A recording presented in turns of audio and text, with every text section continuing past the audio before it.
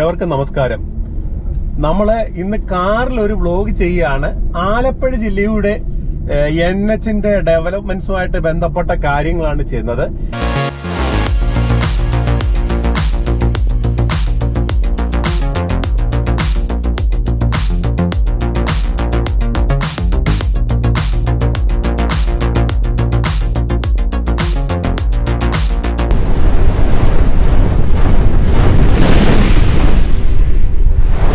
നിരവധി വ്ലോഗുകൾ ആലപ്പുഴയോട് ചെയ്തിട്ടുണ്ടെങ്കിൽ ഒറ്റ വ്ലോഗായിട്ട് ഒരു ഹരിപ്പാട് ടു ആലപ്പുഴ ചെയ്തിട്ടില്ല.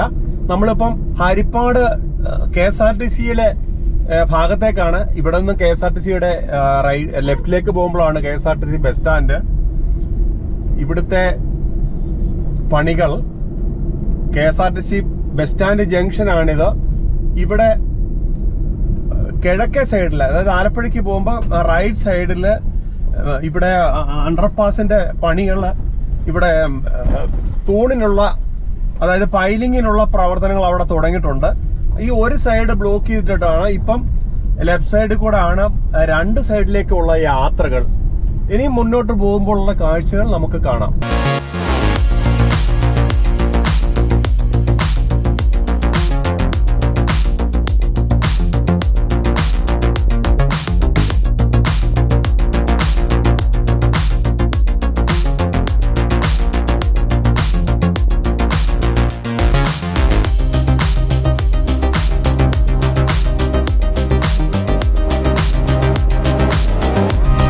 ഇത് മാധവ ജംഗ്ഷനാണ്.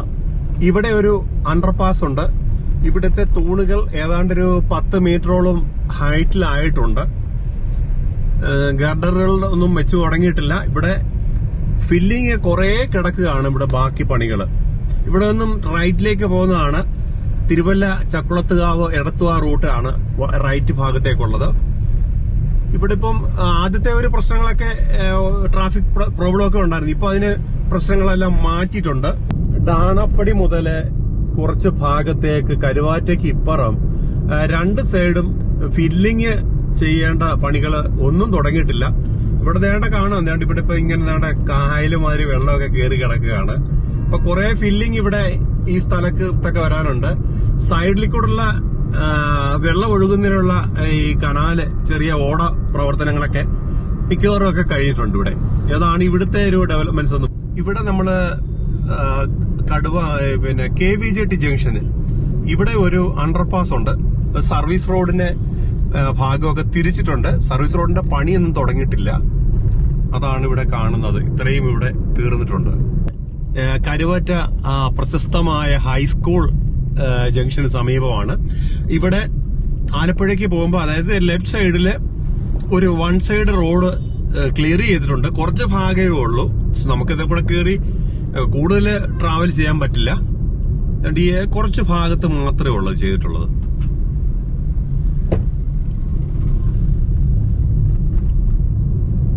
ഇത്രയും ഭാഗം ഒരു 10-400 മീറ്റർ ഇവിടെ ചെയ്തിട്ടുള്ളൂ. പക്ഷെ ഇവിടൊക്കെ പ്ലെയിൻ ആയിട്ട് കിടക്കുന്ന ലാൻഡാണ്.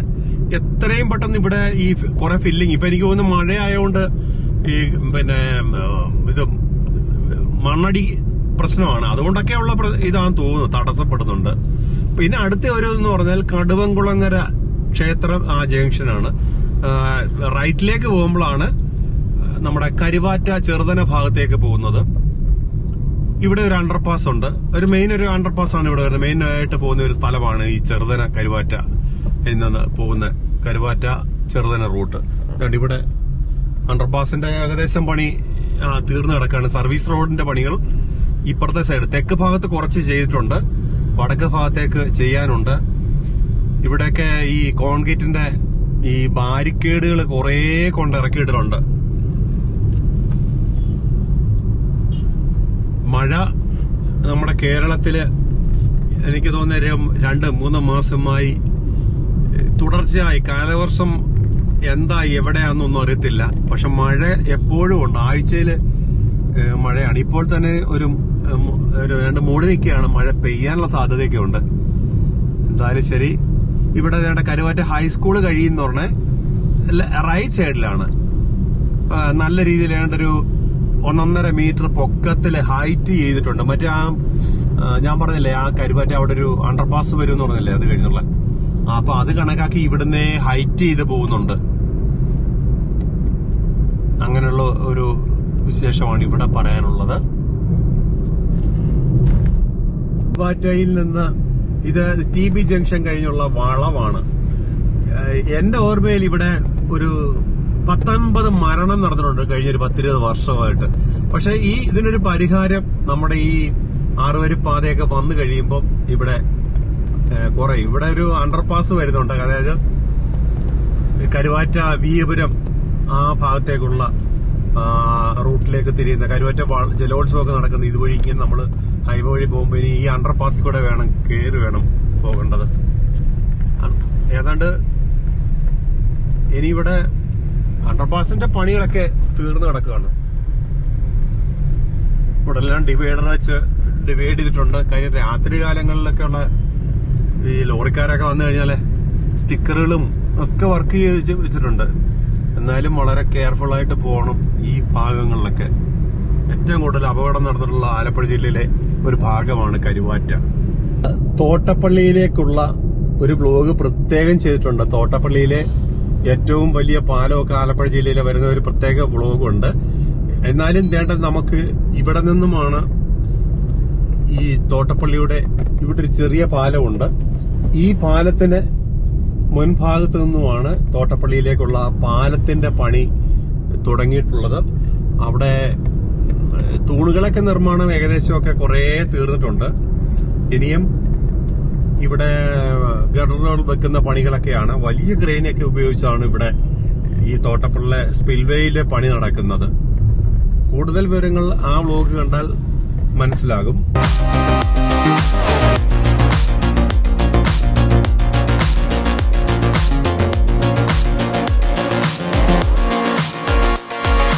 കേട്ടോ, പൈലിങ് ഒക്കെ കുറെ ഭാഗത്ത് ചെയ്യുന്നുണ്ട്. കുറെ ഭാഗത്ത് തൂണുകളൊക്കെ തീർന്നിട്ടുണ്ട്. എന്നാലും ദ്രുതഗതിയിൽ ഇവിടെ പണികൾ നടക്കുന്നുണ്ട്. മഴയായാലും വെയിലായാലും ഇവിടെ പണികൾക്ക് ഇവിടെ തടസ്സമൊന്നുമില്ല.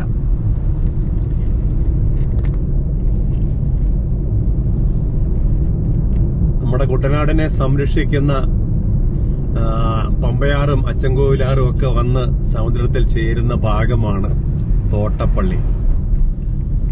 കുട്ടനാടിന്റെ കാവലാൾ എന്നൊക്കെ പറയാം തോട്ടപ്പള്ളി സ്പിൽവേ.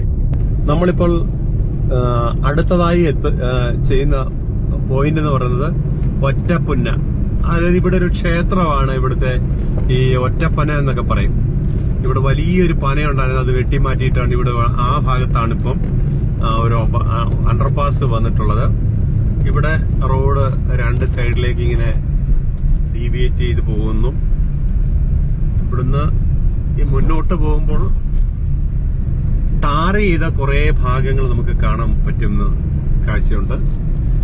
ഒറ്റപ്പന കഴിഞ്ഞ് മുൻഭാഗത്തേക്ക് വരുമ്പോൾ ഇവിടെ പുതിയതായി നമ്മൾ നല്ല ടാർ ചെയ്ത റോഡിൽ കൂടെ പോകാനുള്ള ഒരു ഭാഗ്യം നമുക്ക് ഉണ്ട്. ഇപ്പം ഇവിടെ വളരെ പ്രശ്നമായിരുന്നു, പക്ഷെ ഇവിടെ ഇപ്പോൾ നല്ല സുഖമായ യാത്രയാണ്.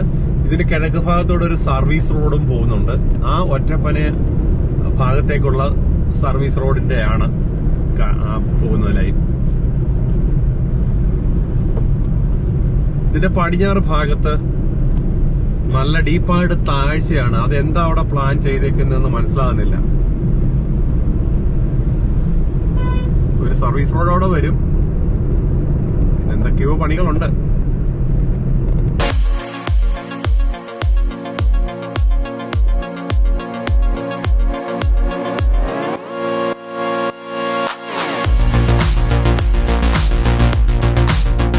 ഇവിടം പുറക്കാട് മസ്ജിദിന്റെ ആ ഭാഗമാണ്. പുറക്കാട് മസ്ജിദും ഓപ്പോസിറ്റ് ഒരു വലിയ ചർച്ചും ഉള്ള ഒരു ഐശ്വര്യമുള്ള ഒരു ഭാഗമാണിത്. ഇവിടെ ഒരു അണ്ടർപാസ് ഉണ്ട്. ഇവിടെ അണ്ടർപാസിന്റെ പണികളൊക്കെ എല്ലാ ഭാഗത്ത് ഏകദേശം അണ്ടർപാസിന്റെ പണികളൊക്കെ തീർന്നിട്ടുണ്ട്. പക്ഷെ മറ്റു പണികൾ, റോഡിന്റെ പണികള് പെൻഡിങ് ആണ്. ഇവിടെ വേണ്ട കിഴക്കേ സൈഡില് ഒത്തിരി ഡിവൈഡർ കൊണ്ട് ഇട്ടിട്ടുണ്ട്.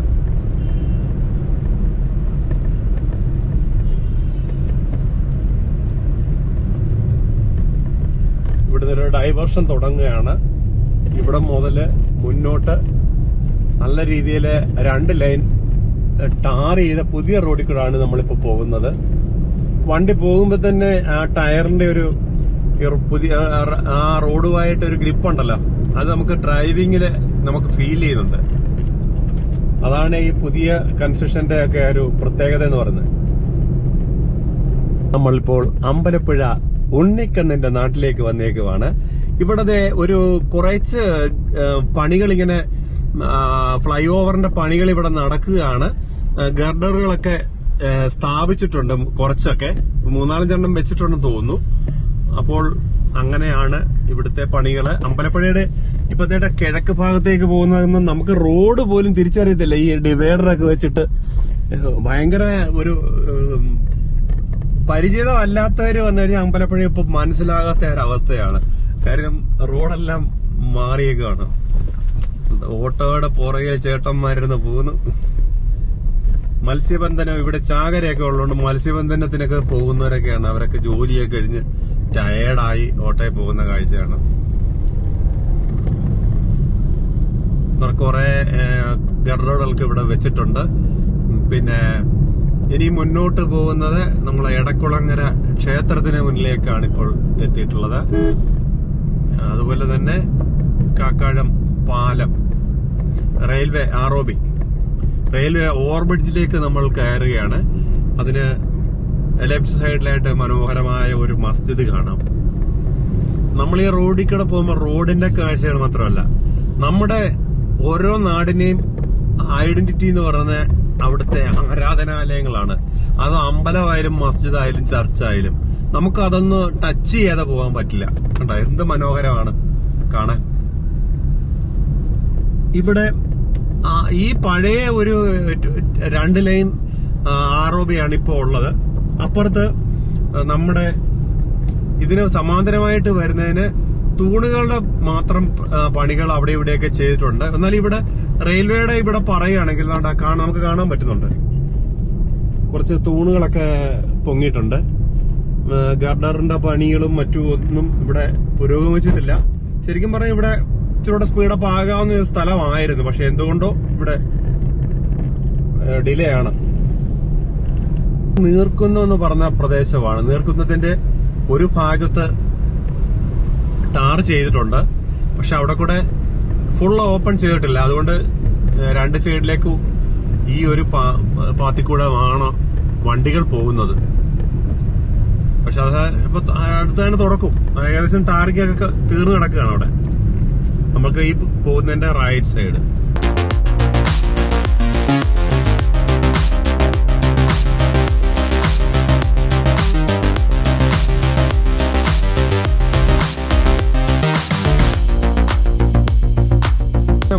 ജംഗ്ഷനാണ്. പേഷ്യൻസിനെയും കൊണ്ടൊക്കെ ലൈറ്റ് ഇട്ട് വണ്ടികൾ പോകുന്നു. എപ്പോഴും ആംബുലൻസ് പാസ് ചെയ്യുന്ന ഒരു സ്ഥലമാണ്. ഇവിടെ അണ്ടർപാസിന്റെ പണികളൊന്നും ഇവിടെ ഒന്നും ആയിട്ടില്ല. ഇവിടെ ഒരു മെയിൻ അണ്ടർപാസ് വരും. കാര്യം പേഷ്യൻസിനൊക്കെ വരുന്ന ഒരു സ്ഥലമാണല്ലോ മെഡിക്കൽ കോളേജ്. സൈഡിലൊക്കെ കച്ചവടക്കാരൊക്കെ ഉണ്ട്, കുറെ ഹട്ടുകള്. ഭയങ്കര ചൂടാണ് ഇവിടെ. മഴയാണെന്ന് പറഞ്ഞാലും നല്ല രീതിയിൽ ചൂടാണ് ഇവിടെ അനുഭവപ്പെടുന്നത്. ഇത്ര മഴ പെയ്തിട്ടും ചൂടിന് യാതൊരു കുറവുമില്ല. ഈ ഭാഗത്തൊന്നും കാര്യമായ പണികളൊന്നും നടന്നിട്ടില്ല. നീർക്കുന്നം കഴിഞ്ഞ് സൈഡിലെ റിട്ടേണിംഗ് വാളിന്റെ പണികളൊക്കെ കുറച്ച് ഭാഗത്ത് ചെയ്തിട്ടുണ്ട്. പിന്നെ മുന്നോട്ട് വരുമ്പോൾ കുറെ ഭാഗം ടാറിങ് ഒരു സൈഡ് കുറെ ഭാഗങ്ങളിൽ തീർന്നിട്ടുണ്ട്. ഇവിടെ കൊണ്ട് കുറെ ട്രാഫിക് ബ്ലോക്ക് ഒക്കെ ഇപ്പൊ മാറിയിട്ടുണ്ട് ആലപ്പുഴയ്ക്ക് വരുമ്പോൾ. നമ്മളിപ്പോൾ എത്തിയിട്ടുള്ളത് പുന്നപ്രയാണ്. പുന്നപ്രയിലെ അണ്ടർപാസിന്റെ പകുതി ഭാഗത്ത് ഏകദേശം തീർന്നിട്ടുണ്ട്. ബാക്കിയുള്ളത് ഭാഗത്ത് പണികൾ പുരോഗമിക്കുന്നു.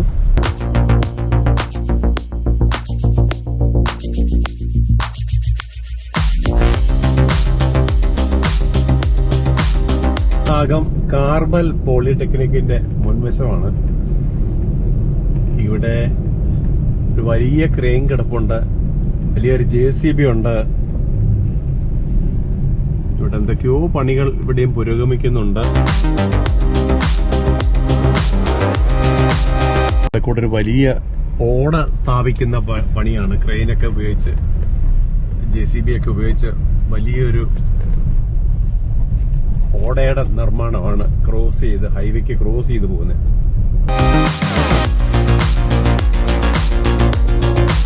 ഇത് പറവൂർ ഭാഗമാണ്. ഇവിടെ ഒരു പണികളും നടന്നിട്ടില്ല. പഴയ ഹൈവേ ആണ്.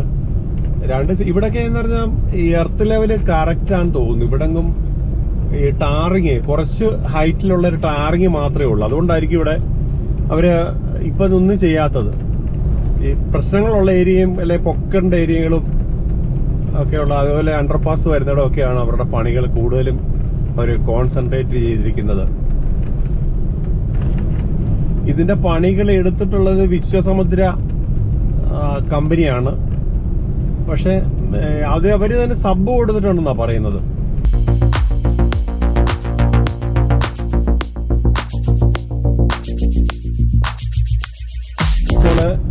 ആലപ്പുഴ SD കോളേജിന്റെ ഭാഗത്താണ് എത്തിയിട്ടുള്ളത്. ഇന്നും റൈറ്റിലേക്ക് പോകുമ്പോഴാണ് KSRTC ബസ് സ്റ്റാൻഡ്, പഴയ മെഡിക്കൽ കോളേജ്, അതായത് ഇപ്പോഴത്തെ ജനറൽ ഹോസ്പിറ്റലില് ഒക്കെ പോകുന്നത്. നമ്മളിവിടെ ഇങ്ങനെയാണ് ഇവിടുത്തെ പണികളൊക്കെ ഇവിടെ ഇങ്ങനെ